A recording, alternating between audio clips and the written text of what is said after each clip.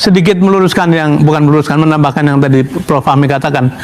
Ada tiga kejadian yang harus kita simpulkan memang pimpinan tertinggi waktu itu tidak niat. Tidak niat. Nomor satu, ketika audit Tamrin selesai, saya dipanggil, di dalam ruangan sudah ada 2 menteri yang lain. Saya diperingati, apakah audit akan diteruskan atau tidak. Saya mengatakan, Pak Presiden, Bapak sudah janji mau menghapus mafia. Jadi 2 menteri yang lain memberi peringatan, jangan terlalu keras sama mafia, nanti memukul balik. Saya ngotot dengan mengatakan, Bapak sudah janji, dan audit sudah mau selesai gitu. Itu satu.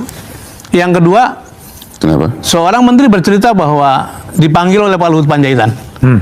Kemudian di sana sudah ada Novanto dan diminta untuk menghentikan audit itu. Itu pasti ada persekongkolan tingkat tinggi gitu. Nah, yang ketiga, ketika audit sudah selesai, kan ada peristiwa satunya Papa minta saham, satu lagi mau melaporkan ke KPK kan. Saya ditelepon oleh Presiden supaya menerima utusan dari beliau, namanya Teten Mas Duki. Nah, Teten menemui saya jam 9:30 malam, mengatakan yang laporan ke KPK ditunda dulu. Yang diurus sekarang adalah ke MKD. Jadi memang ada tahapan-tahapan yang nyata-nyata menghalangi proses itu. Sekarang adalah menjadi pertaruhan besar bagi pemimpin baru. Kalau betul-betul mau menyelesaikan ini, selesaikan. Dan jalannya banyak, apalagi sudah disiapkan segala macam oleh kejaksaan. Bring me to my knees. Ya, Pak Jokowi nggak mau tahu, nggak mau dengar saya dan Pak Jonan. Kan Pak Jonan dipecat, saya dipanggil ke istana dan saya sudah jelaskan bahwa ini mahal sekali, tidak bisa dibayar. Tapi Pak Jokowi nggak tahu bisa, karena saya tanya, ini ide siapa sih Pak? Ide saya. Nah, sudah. Jadi ya apa yang sekarang terjadi sudah saya ingatkan, clear di istana juga Pak Jonan sudah bicara sebelum dipecat. Nah, jadi maksud saya ini kan dulunya itu kan Jepang pakai loan, ya kan, bunga 0,01%, ketika dinaikkan 0,5 saja, 1,5 sudah teriak semua karena tidak bisa kita bayar waktu itu. Nah, itu yang membuat analisnya itu dari UGM sama dari UI. Nah, kemudian tiba-tiba diambil Pak Jokowi dikasih ke Cina, yang bantu itu dari PB. Bunganya langsung berubah, hitung-hitungan keuangannya berubah. Tambah saya sudah bilang ya sudahlah, sudah dibangun, mau dibangun niat Presiden begitu ya ditanggung saja. Dan terakhir ketika konsorsium BUMN itu Wika ketuanya, tapi kemudian Wika angkat bendera putih sehingga diserahkan pada kereta api. Waktu itu saya tanyakan lagi kepada beberapa pihak, ini uang dari mana? Kalau uang kereta api tidak akan bisa membayar. Dan dia bilang, oh enggak, ini nanti uangnya lewat dari pemerintah. Nah, saya nggak tahu dari pemerintah maksudnya APBN atau apa. Ya sudah, jadi kereta api hanya cash saja, Pak, kasir saja. Tapi ternyata kan tidak. Tahun lalu pendapatan dari PTBA 6 triliun sudah diambil. Nah, nanti terus bagaimana? Nah, sekarang kalau keributan begini, ya saya setuju dengan Menteri Keuangan, yaitu urusannya Danantara, karena sudah diambil alih kan, kereta api ada di bawah Danantara. Nah, jadi saya juga sudah ingatkan bahwa ketika Sri Lanka tidak bisa bayar utang pelabuhannya diambil dan jadi pangkalan militer Cina di sana. Nah, kalau ini nanti tidak bisa bayar, apa Cina mau ambil? Enggak, mungkin Cina akan saya minta pelabuhan di Natuna misalnya. Apa kita mau kepikiran? Kan ini hal-hal yang sudah saya ingatkan, lalu kejadian. Terus gimana? Hari ini kan banyak pernyataan saya di YouTube, di mana muncul lagi. Itu sudah lama, dari 5 tahun yang lalu. Jadi ya, enjoy saja, saya bilang. Bertanggung jawab Presiden kok. Mungkin masih ada sekarang Pak Luhut, coba tanya aja. Bayangkan, laporan PPATK tahun 2024 itu ada uang korupsi beredar 984 triliun, bukan 900 miliar ya. 1 tahun kekuasaan era Jokowi di periode terakhir, 1 tahun ada 984 triliun uang korupsi beredar. Itu bisa bayangkan betapa rusaknya Republik ini. Artinya hampir 30% dari APBN. Lo tahu siapa yang menggagalkan 3 periode? Namanya Megawati Soekarno Putri. Ketika Pak Jokowi menghadap kepada Bu Mega meminta restu untuk 3 periode, apa yang beliau bilang? Hati-hati Jok, ini melanggar konstitusi. Rakyat akan melawan dengan sendirinya. Saya bukan fansnya Bu Mega, Saya orang yang dari dulu sering mengkritik Bu Mega, Mbak Puan, bahkan PDI Perjuangan. Tetapi pada situasinya saya mengerti bahwa benteng terakhir pada masa itu hanya Ibu Megawati. Kalau nggak ada Bu Megawati lolos setiap 3 periode. Disitulah muncul, sebenarnya bukan muncul, mungkin ya nafsu itu sudah ada sejak awal. Ketika orang sudah diberikan kursi yang nikmat, ya kan, itu muncullah nafsu-nafsu manusiawi untuk terus menjabat. Ya, kalau Lukman mungkin belum pernah merasakan bagaimmana rasanya menjadi seorang presiden ya, atau nggak usahlah presiden lah, lu jadi komisaris di sebuah perusahaan ya. Ya, semua kenikmatan lu dapat, gaji lu dapat, fasilitas lu dapat, segala macam di mana-mana dihormati orang, dipuji-puji orang. Terus kemudian mengerti, paham bahwa tahun depan lu harus mundur dan digantikan oleh orang. Apa yang terjadi? Post power syndrome. Rasa takut untuk kehilangan kekuasaan, rasa takut kehilangan manisnya kekuasaan. Ini sesuatu yang sifatnya manusiawi banget sebenarnya. Hanya orang-orang tertentu yang bisa menguasai diri supaya tidak masuk ke wilayah ini. Dan Pak Jokowi yang saya kira pada waktu itu sudah selesai dengan dirinya sendiri, ternyata belum, jauh daripada itu. Mulailah kebencian terhadap Bu Mega digaungkan dengan kata-kata mak banteng dan segala macam, bahwa Jokowi itu adalah boneka partai dan segala macam. Itu udah digaungkan di situ sesudah 3 periode itu ditolak oleh Bu Megawati. Saya ingat, dan ingat dibangunnya KIB pada waktu itu, Koalisi Indonesia Bersatu. Pak Jokowi mempromosikan siapa? Ganjar Pranowo, rambut putih, ingat nggak? Ya kan? Saya ingat banget pada waktu itu, saya pikir itulah sinyal. Ternyata saya baru mengerti di belakangan, itu adalah sebuah cara untuk menarik seorang Ganjar Pranowo dari PDI Perjuangan dan menempatkannya sebagai calon presiden di Koalisi Indonesia Bersatu. Tujuannya apa? Menghancurkan yang namanya Megawati Soekarno Putri dengan partainya PDI Perjuangan. Untungnya Ganjar Pranowo itu seorang yang loyal dan setia, tidak terpengaruh. Dari situ saya mengerti karakternya, ya kan. Gagal 3 periode, Ganjar hancur PDI Perjuangan. Ini sebenarnya adalah kepanikan yang dilakukan oleh seorang Pak Jokowi ketika dia tidak berhasil menuju apa yang dia inginkan. Makanya keluar kata-katanya Andi Wijayanto pada waktu itu, yang sekarang lagi viral, ya kan. Kalau bisa mengalahkan saya sekarang ini, Anda hebat. Kita akan tunjukkan kehebatan itu di hadapan seorang Jokowi Widodo. Thank you, Pak. Pembukaan sebuah klaim yang mengguncang. Selamat datang pendengar sekalian, kembali bersama kami dalam pembahasan mendalam yang akan mengulas satu topik paling kontroversial dan menyita perhatian publik belakangan ini. Topik kita kali ini sangat berat, menyentuh isu kepercayaan, integritas, dan nama baik seorang pemimpin negara kita. Berita dan klaim yang beredar menyebutkan ada penilaian internasional yang menempatkan salah satu presiden Indonesia, yakni Bapak Joko Widodo, sebagai presiden ke-7 paling korup di dunia. Klaim ini langsung meledak menjadi perbincangan panas. Di satu sisi, banyak pihak yang meyakini dan menguatkan penilaian tersebut, menyebutnya sebagai bukti nyata manajemen pemerintahan yang penuh ketidakberesan. Namun di sisi lain, penolakan keras dan pembelaan kuat juga muncul, menyebut penilaian itu tidak berdasar, berbau politik, dan tidak sah secara metodologi. Selama kurang lebih 14 menit ke depan, kita akan bedah tuntas dari mana asal penilaian ini, apa dasar dan ukuran yang digunakan, apa saja tuduhan dan dugaan korupsi yang dikaitkan dengan masa pemerintahan beliau, bagaimana tanggapan pemerintah, para ahli, dan masyarakat, serta sejauh mana kebenaran dan dampak dari klaim besar ini bagi nama baik bangsa Indonesia. Jam 1:10 menit, jam 2:45 menit. Asal mula klaim, dari mana datangnya penilaian ini? Pertama-tama harus ini sumbernya. Kabar yang menyebut Jokowi menempati urutan ke-7 sebagai pemimpin paling korup di dunia ini bermula dari sebuah laporan atau penilaian yang bebas di media sosial, media asing, dan situs-situs pengamat internasional. Penilaian ini dikaitkan dengan memantau anti korupsi internasional, namun seringkali sumber persisnya diperdebatkan.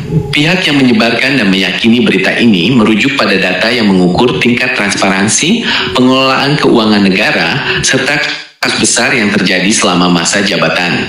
Dalam daftar, nama Jokowi disebutkan bersanding dengan nama-nama pemimpin negara lain yang memang sudah lama dikenal bermasalah dengan hukum dan kasus korupsi besar-besaran di negaranya.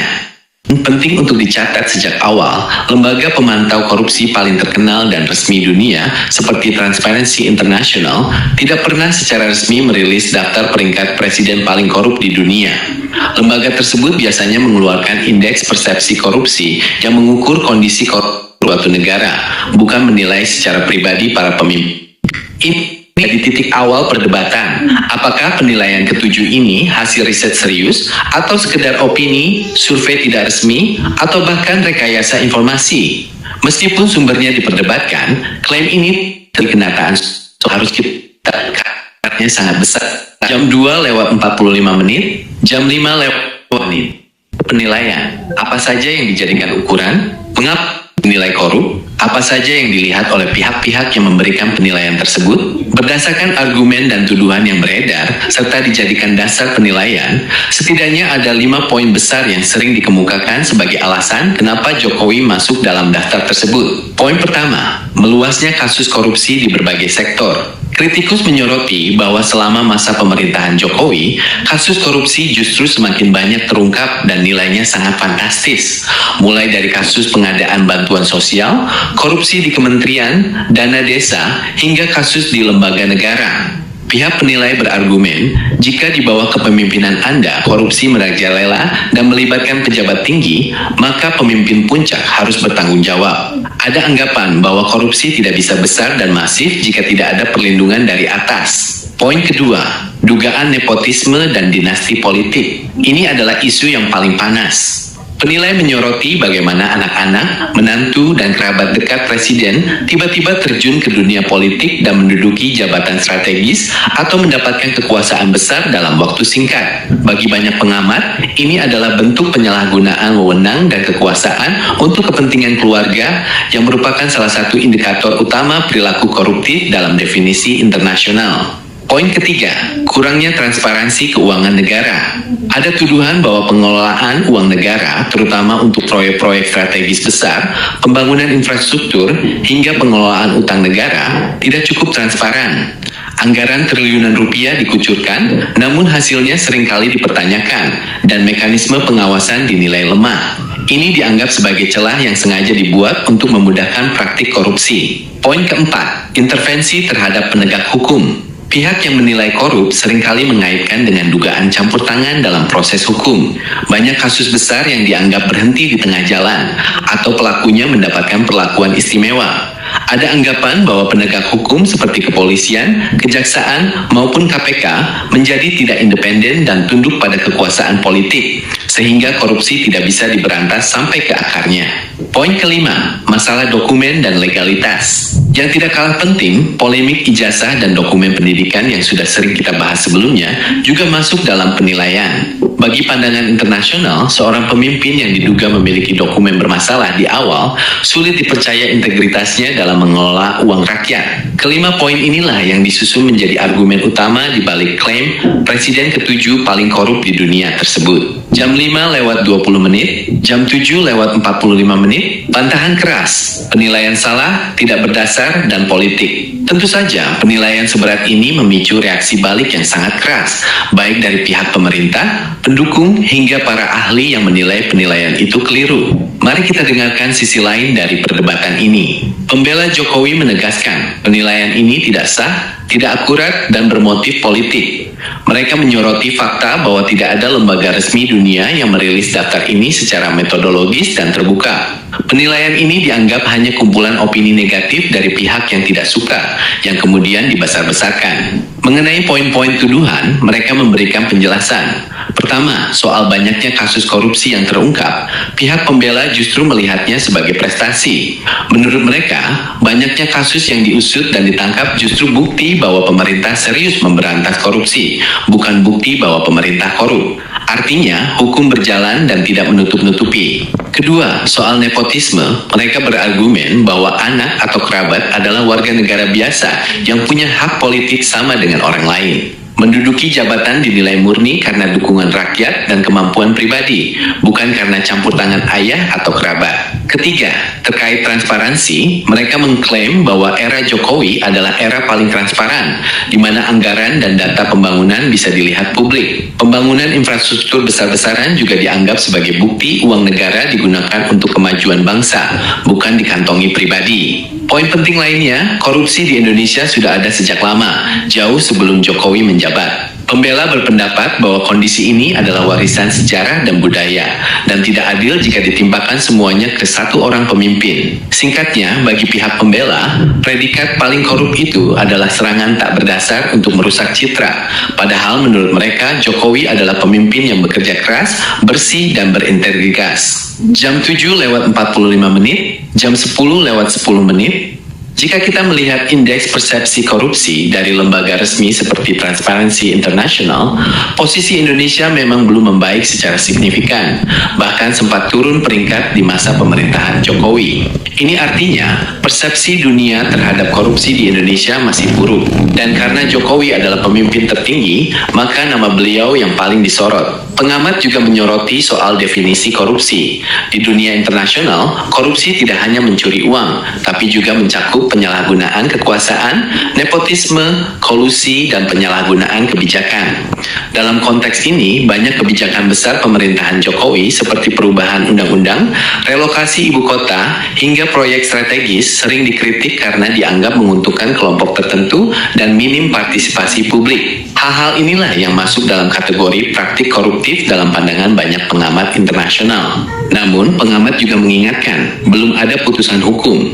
Seberat apapun tuduhan, selama belum ada putusan pengadilan yang berkekuatan hukum tetap yang menyatakan beliau bersalah korupsi, maka secara hukum beliau tetap dianggap bersih. Predikat korup masih bersifat penilaian moral dan politik, bukan vonis hukum. Jam 10:10, jam 12:20, dampak besar, citra bangsa dan kepercayaan publik. Klaim bahwa presiden kita masuk urutan ke-7 paling korup di dunia membawa dampak yang luar biasa besar, bukan hanya bagi pribadi Jokowi, tapi bagi seluruh bangsa Indonesia. Dampak pertama dan paling terasa adalah kerusakan citra Indonesia di mata dunia. Ketika pemimpin negara dianggap korup, maka negara itu sendiri dianggap berisiko. Ini bisa berpengaruh pada investasi asing, kepercayaan mitra dagang, hingga posisi tawar Indonesia di forum internasional. Dunia akan melihat Indonesia sebagai negara yang dijalankan dengan cara-cara korup. Dampak kedua adalah perpecahan di masyarakat. Isu ini semakin menajamkan jurang pemisah. Ada kelompok yang sangat percaya penilaian itu dan merasa kecewa berat, merasa selama ini tertipu.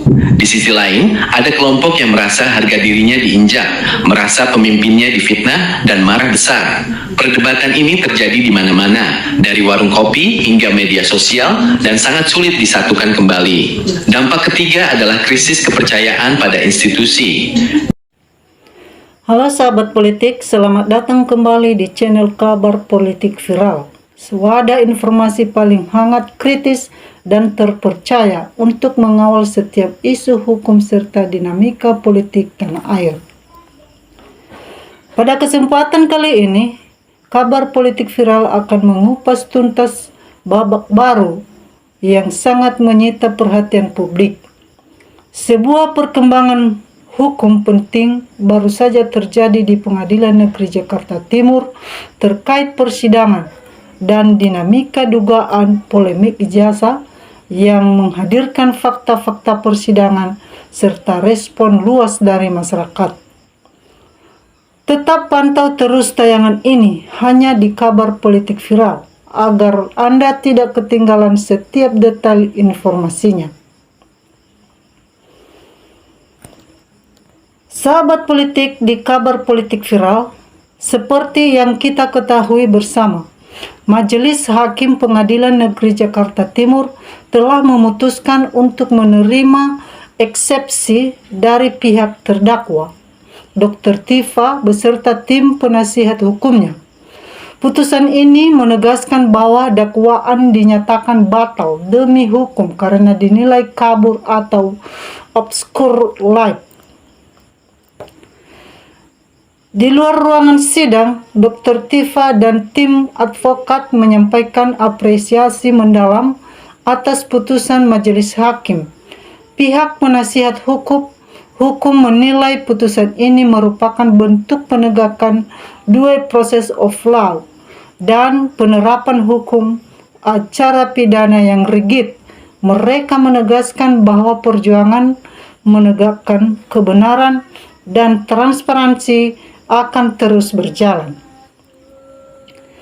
Pihak advokat juga menyoroti aspek-aspek teknis akademis yang selama ini menjadi perdebatan publik, mulai dari dokumen transkripsi nilai, materi dan warna segel meterai ijazah kelulusan era 1985 hingga mekanisme pemeriksaan dokumen legalisir di kepolisian. Di sisi lain, proses pemeriksaan dan penyidikan oleh pihak kepolisian tetap berjalan dengan menggandakan klarifikasi terhadap belasan saksi serta penyitaan sejumlah dokumen guna kepentingan pembuktian hukum. Pihak terkait menyatakan penghormatan penuh terhadap seluruh jalannya proses hukum agar dapat diuji secara objektif dan tuntas. Sahabat politik, kami di Kabar Politik Viral memandang bahwa azas transparansi mutlak dan supremasi hukum adalah kunci utama untuk mengakhiri segudang spekulasi maupun tudingan di masyarakat. Publik tentu berharap lembaga penegak hukum dan institusi YARGIS bekerja secara independen, adil, serta bebas dari segala bentuk intervensi maupun kepentingan politik. Tim Kabar Politik Viral juga merangkum berbagai suara dan reaksi masyarakat di media sosial mengenai perkembangan kasus ini. Ada netizen yang berharap agar proses penegakan hukum berjalan seadil-adilnya tanpa tebang pilih demi menjaga marwah hukum di Indonesia. Ada juga yang menekankan pentingnya pengawalan kasus ini hingga tuntas di tingkat pengadilan demi kepastian hukum. Sementara itu, sebagian masyarakat lain memberikan dukungan moral serta mendoakan agar seluruh pihak yang terlibat tetap diberikan ketabahan dan kesehatan. Beragam sudut pandang ini menunjukkan betapa kritis dan pedulinya masyarakat Indonesia terhadap isu-isu kebangsaan dan penegakan hukum. Bagaimana pandangan Anda mengenai perkembangan kasus hukum ini? Apakah Anda optimis kebenaran dan keadilan hukum akan ditegakkan secara transparan? Tuliskan analisis, pandangan, dan aspirasi Anda di kolom komentar di bawah. Jangan lupa untuk terus mendukung channel Kabar Politik Viral dengan cara tekan tombol like, share video ini ke sahabat-sahabat Anda, dan subscribe kanal Kabar Politik Viral agar Anda selalu mendapatkan pembaruan berita politik terpercaya dari kami. Ya, baiklah teman-teman, mari kita teruskan membacakan pendapat-pendapat atau komentar-komentar teman-teman kita netizen terhadap cuplikan video ini. Dari teman kita Suman memberikan komentar seret rektor pembohong itu. Teman kita Sid Nur Hadianti memberikan komentar, Masya Allah tetap sehat Bu Tifa dengan Roy Suryo beserta orang-orang pembela kebenaran. Teman kita Pi Winggu memberikan komentar, tangkap tikus gorong-gorong dan termul-termul gila, uang membela yang salah, tangkap semuanya. Teman kita Ahmad Mub memberikan komentar, kapan Jokowi dibawa di borgol seperti para koruptor seperti teman-temannya yang lain.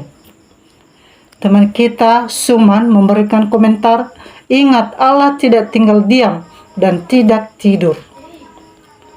Teman kita Xiaomi memberikan komentar, Alhamdulillah Bunda maju terus Bunda, sehat selalu, Allah pasti melindungi orang-orang yang baik.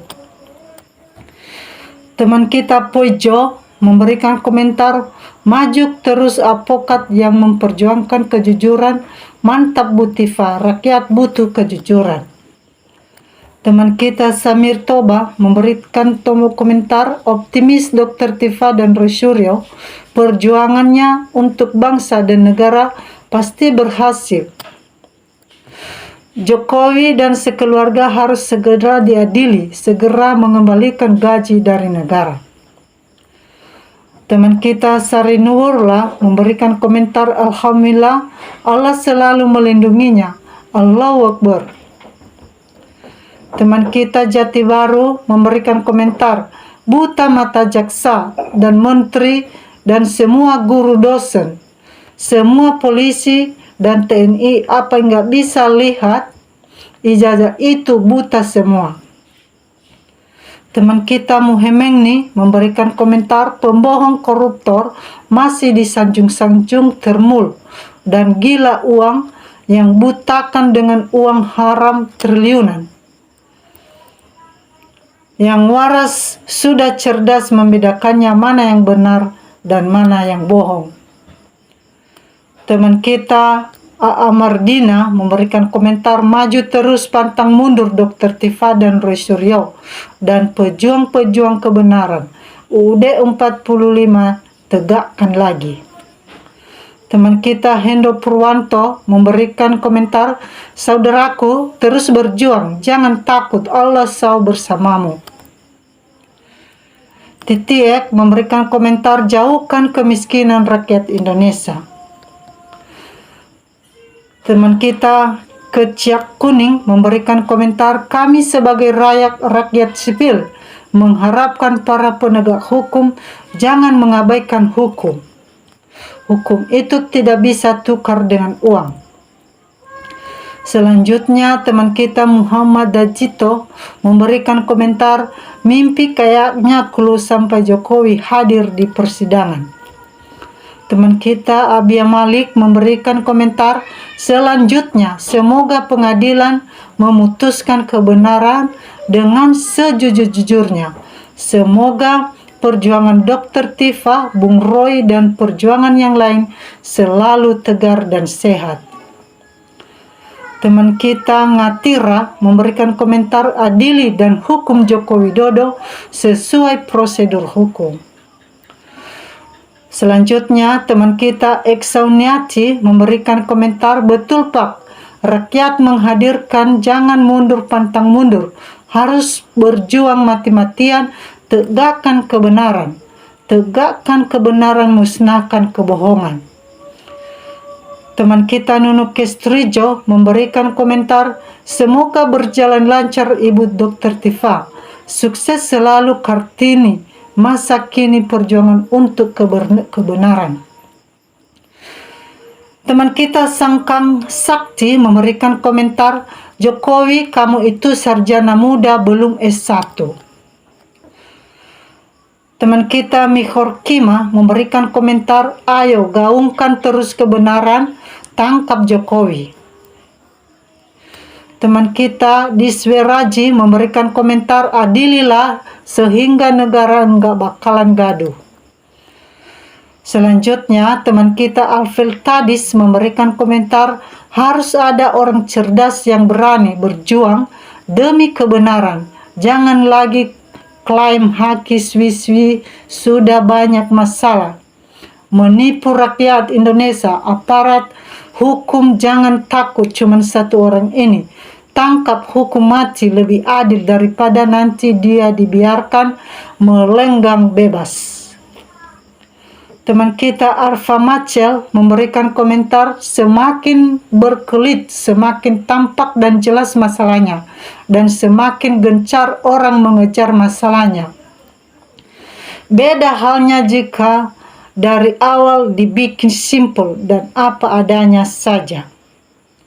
Teman kita Ali Yunus berkomentar, perjuangkanlah demi kebenaran Bu Tifa dan Bung Roy Suryo, semua Abang dan Ibu Dr. Tifa panjang umur. Teman kita Dede Masna memberikan komentar, Bapak Suryo tutup bebas tetap merdeka, kuat tutup Pak Suryo. merdeka tetap membela kebenaran.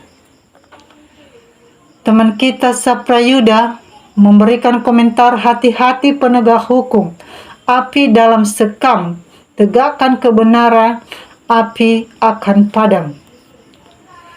Teman kita NR3 memberikan komentar, Roy Suryo, Dr. Tifa adalah orang pilihan Allah untuk membela kebenaran. Sehat selalu buat kalian berdua. Teman kita Suman memberikan komentar, jangan halalkan segala cara untuk dapat kekuasaan dengan menginjak-injak peraturan atau hukum yang berlaku di negeri Indonesia tercinta ini. Teman kita Suman memberikan komentar, Kartini masa kini tidak takut rekayasa jaksa dan penjara. Teruslah berjuang Bu Dr. Tifa dan Roy Suryo. Teman kita Maradi Maradin memberikan komentar, makanya itulah contohnya kepada negara nggak bermoral, seluruh dunia ini diberi hukuman yang setimpal. Teman kita Iman Gabrumin memberikan komentar, Allah Subhanahu wa Ta'ala bersama kalian, amin.